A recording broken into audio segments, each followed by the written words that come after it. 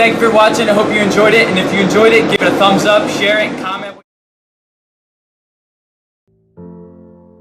I thought I was just a normal kid living life, but other people let me know that I was different. And so there was a time, I was probably in 3rd grade, it was probably May, it was a hot summer day, and I remember it was hot because when I jumped off onto the field, my butt cheeks were on fire. And the kids were playing kickball, so I'm like, man, I'm gonna play kickball. And I remember I'm sitting there and I'm in between, the pitcher walks up and the catcher said something that I'll never forget. He said, how are you gonna let a cripple score on you? I'm in 3rd grade.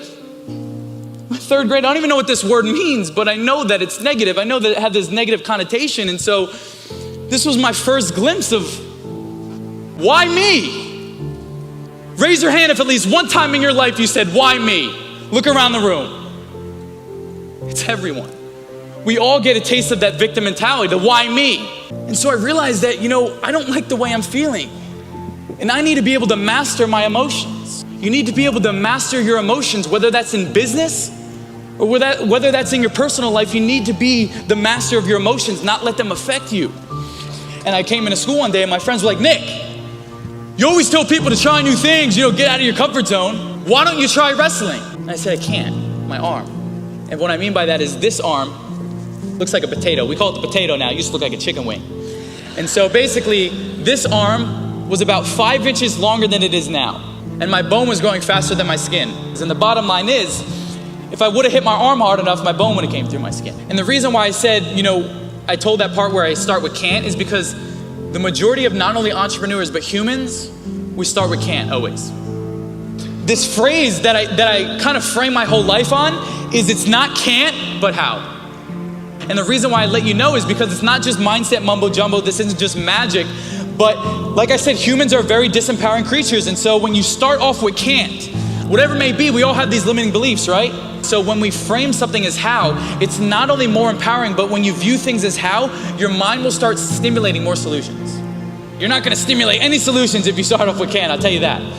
I waited for both my parents to come home and I sat them down and I said, Mom and Dad, I wanna be a wrestler. My mom was like, oh no, Nick. God forbid, wrestling's the most physical sport. What are you gonna do if your bone comes through your skin? What are you gonna do then? You know how moms are, like freaking out always? Can we cut it off? And so the surgery went great.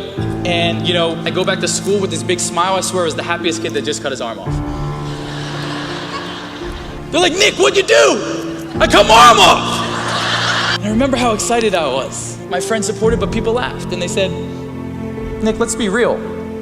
Let's be real. How are you gonna become an athlete, let alone a wrestler? You have no legs and one arm. You see, in life, we're always gonna have the outside noise, right? Raise your hand if you got some haters.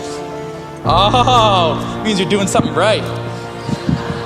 Where would you be if every single time someone told you you can't do something, you listen to them? So I always want you guys to have that in your mind is like, am I gonna let this affect me and sink me or let it elevate me and drive me? I beat 2 full-bodied guys, and trust me, I really beat them because they were crying after the match. Do you know what Vine is? So Vine was an app that was released in 2014, and basically you could post 6-second videos. I got my friends and I said, guys, I want to create a viral video, something that has never been done before. I want to use my unicorn ability, my body to shock in all these people. And I said, how many legless guys do you see crawling around Walmart pretending to be a zombie? They said, no one. I said, hey, that's a good idea. Nick's a senior in high school. I put fake blood on my face. I put fake blood on my clothes. And I set out to my local Walmart in New Jersey. But we're going down the aisles and we're looking for a victim. I came around the corner as fast as I could like this.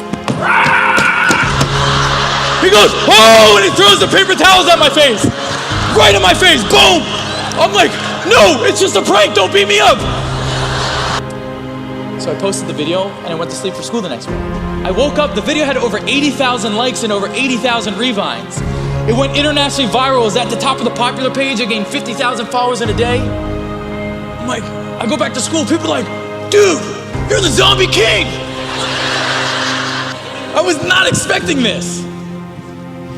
And so there was news articles all over the world, interviewing me, but the one news article that stood out to me the most was New Jersey teen, born with disability turned into a positive. That's all I wanted people to see, because in life all deals us a deck of cards, right? You may think your deck of cards is amazing. You may think your deck of cards is mediocre.